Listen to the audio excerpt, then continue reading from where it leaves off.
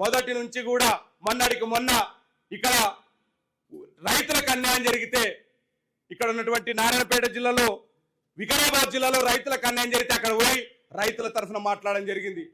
నాగర్ కర్నూలు లోపల ఒక చిన్నారి పసిగుడు చనిపోతే అక్కడ పోయి వాళ్ళకి అండగా నిలవడం జరిగింది. మొన్నటికి మొన్న వెలుగుమట్ల లోపల మొత్తం అందరినీ రోడ్ల మీద వేస్తే పోయి అక్కడ నిలబడమే కాకుండా ఏదో పరామర్శకు వెళ్ళినట్లు కాకుండా వచ్చి 3 రోజుల పాటు నిరాహార దీక్ష చేసింది. ప్రభుత్వం దిగొచ్చేంత వరకు పోరాటం చేసింది.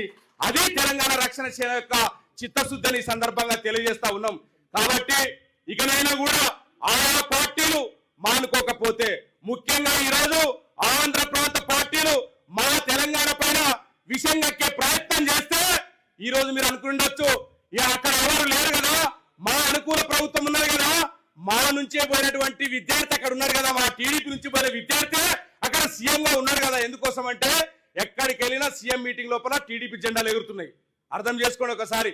ఎక్కడికి వెళ్ళినా కూడా రేవంత్ రెడ్డి మీటింగ్ లోపల, కాంగ్రెస్ ముఖ్యమంత్రి మీటింగ్ లోపల టీడీపీ జెండాలు ఎగురుతున్నాయంటే మా ముఖ్యమంత్రి ఉన్నాడు, మా ఆటలు సాగుతాయి, ఇక్కడ మేము మళ్ళీ కూడా రాజకీయంగా ముందుకు వస్తామంటే మీ యొక్క ఆటలు ఇక్కడ సాగవు. తెలంగాణ రక్షణ సేన నిలబడి పోరాడుతుంది. ఖచ్చితంగా తెలంగాణ ప్రజల సమస్యల పట్ల ఒక చిత్తశుద్ధి గల పార్టీగా ఒక నాయకత్వం ఈ రోజు ఇక్కడ బలంగా ఉన్నది. తెలంగాణ ప్రజల ఆశయాలను ముందుకు తీసుకెళ్లడానికి తెలంగాణ రక్షణ సేన టిఆర్ఎస్ 2.0 ఇక్కడ మేమందరం కూడా సిద్ధమై ఉన్నాం. ఉద్యమకారులను కలుపుకుంటుంది. ఎక్కడ కూడా ఏకపక్షంగా పోకుండా తెలంగాణ రక్షణ సేన మేధావుల ఆలోచనలు తీసుకుంటుంది, ఉద్యమకారులను కలుపుకుంటుంది, అమరవీరుల ఆశయాలను వాళ్ళందరినీ పరిగణలోకి తీసుకుంటుంది. ఏ ఒక్క విఘ్నుడు కూడా మొత్తము కూడా ఏకపక్షంగా పోకుండా ఈ రోజు తెలంగాణ రక్షణ సేన ఒక ప్రజాస్వామ్యయుతంగా ఈ మీటింగ్ ఏర్పాటు చేసి 12 సంవత్సరాలుగా వస్తా ఉంది. తెలంగాణ రాష్ట్రం ఏర్పడి ఏమి చేసినారు? ఏ నీళ్ల కోసం ఏర్పడింది తెలంగాణ రాష్ట్రం? ఏ నిధుల కోసం ఏర్పడింది తెలంగాణ రాష్ట్రం? ఏ నియామకాల కోసం ఏర్పడింది తెలంగాణ రాష్ట్రం? మరి ఈరోజు మనం చేస్తున్నది ఏమిటని చెప్పేసి గత ప్రభుత్వ వైఫల్యాలను ఎత్తి చూపడమే కాకుండా నేటికి కాంగ్రెస్ ప్రభుత్వం ఏర్పడి 2.5 సంవత్సరాలుగా వస్తున్నా మీరు చేసింది ఏమిటని చెప్పేసి ఒకవైపు అధికారిక పక్షం పార్టీ నుండి వారికి వ్యతిరేకంగా పోరాడుతూ, మరొక వైపు గతంలో ప్రతిపక్ష పార్టీ ఉన్నటువంటి బీఆర్ఎస్ వైఫల్యాలను ప్రశ్నిస్తూ మీరు ఏం చేశారని చెప్పేసి ఈ రోజు తెలంగాణ రక్షణ సేన ఇక్కడ నిలబడ్డది, మాట్లాడుతుంది. రాబోయే రోజుల్లో తెలంగాణ రక్షణ సేన ఖచ్చితంగా తెలంగాణ ప్రజల ఆశీర్వాదం పొంది, తెలంగాణ ప్రజల యొక్క మద్దతు పొంది ఖచ్చితంగా పాంచజన్యం అమలు చేసే దిశగా ఇక్కడ విద్య కావచ్చు, వైద్యం కావచ్చు, ఉపాధి కావచ్చు, ఏ రాజకీయ పార్టీ తీసుకున్నటువంటి నినాదం సామాజిక న్యాయ తెలంగాణ తీసుకున్నదంటే తెలంగాణ రక్షణకు ఉన్నటువంటి చిత్తశుద్ధి ఏందో ఈరోజు తెలంగాణ ప్రజలు ఆలోచిస్తా ఉన్నారు. ఒకవైపు చర్చ నడుస్తా ఉన్నది, ఒకవైపు గతంలో ఉద్యమ పార్టీగా బీఆర్ఎస్ అధికారంలోకి వచ్చి తెలంగాణ అస్తిత్వాన్ని వదిలేసి మేము భారతదేశం మొత్తం వెళ్తామని చెప్పేసి రాష్ట్రాన్ని వదిలేస్తే, మరొక వైపు కాంగ్రెస్ ప్రభుత్వం అధికారంలోకి వచ్చి ఒకవైపు ఫెయిల్ అవుతా ఉంటే పక్కనటువంటి రాష్ట్రానికి గులాంగిరి చేస్తా ఉంటే ఈ రోజు తెలంగాణ ప్రజల తరఫున, తెలంగాణ తరఫున ఈ రోజు నిలబడి మాట్లాడడానికి ఏర్పడిందే తెలంగాణ రక్షణ సేన.